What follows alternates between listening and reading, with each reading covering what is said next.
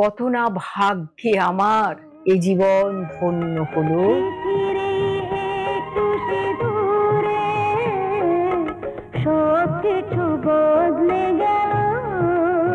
হ্যাঁ, আজকের এই ভিডিওটি দেখলে পরে বদলে যাবে আপনার ধারণা। আপনি কি জানেন এই ছোট্ট লাল বিন্দুর মতো দেখতে তার সঙ্গে জড়িয়ে আছে হাজার বছরের ইতিহাস। হাজার বছর আগে সিঁদুর বানানো হতো কেমন করে? এক চিমটি সিঁদুরের পেছনে গড়ে উঠেছে কত কোটি টাকার ইন্ডাস্ট্রি। কেনই বা কাশ্মীরের পহেলগাঁওয়ের হামলার পর পাল্টা হামলার নাম দেওয়া হলো অপারেশন সিঁদুর?